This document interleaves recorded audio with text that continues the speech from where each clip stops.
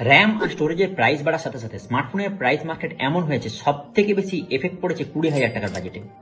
তো 20,000 টাকার মধ্যে এখন ফোন পাওয়া খুবই মুশকিল হয়ে যাচ্ছে। তাই যারা মোটামুটি 20-র উপরে বাজেট রাখেন তারা আমরা আগে করে দেখতে পারেন।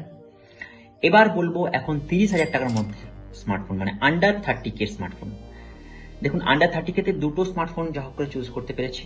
অনেকেই অনেক রকম স্মার্টফোন বলবে, মোটো A60 Pro, রিয়েলমি GT70, ওগুলো আর পাওয়া যায়নি এবং ওগুলো আর আউট অফ স্টক অথবা আপনার পিনকোডে অ্যাভেলেবেল নেই, এই দুটোর মধ্যে যে কোনো একটা। তো এখানের মধ্যে মোটো H70 ফিউশন নাই, কিন্তু মোটো H70 এটার ব্যাটারিটা একটু কম হলেও কিন্তু সিলিকন কার্বন ব্যাটারি আছে, যথেষ্ট একদিন আরামসে চলে যায়, একদিনের বেশিও চলে যায়। আর এটা যথেষ্ট ভালো স্মার্টফোন এবং এর ক্যামেরাও যথেষ্ট ভালো, ডিসপ্লেও যথেষ্ট সুন্দর। এটা একটা স্মার্টফোন আপনি পেয়ে যাবেন, খুব স্লিম স্মার্টফোন। আর একটা স্মার্টফোন আগের বছর লঞ্চ করেছিল রিয়েলমি P4 Pro, এই স্মার্টফোনটা দেখতে পারেন। এই স্মার্টফোনটার ডিসপ্লে ক্যামেরা মোটামুটি ভালো, মোটামুটির মধ্যে, তারই মধ্যে সবকিছু ঠিকঠাক।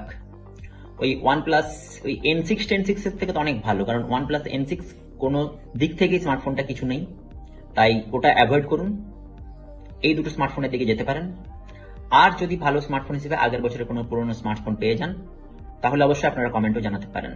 তাই এই ভিডিওটা যদি আপনারা সেলের আগে দেখে থাকেন তাহলে অবশ্যই কিন্তু আন্ডার 30K এর মধ্যে এই স্মার্টফোনগুলো আপনারা চেক আউট করতে পারেন। আর এই ফ্রিডম সেলে অবশ্যই স্মার্টফোন কিনে নিন, কারণ এরপর কিন্তু আবার দাম বাড়তে চলেছে স্মার্টফোনের। তাই চ্যানেলটাকে অবশ্যই ফলো রাখুন এই সম্বন্ধে আরো ভিডিও পেতে।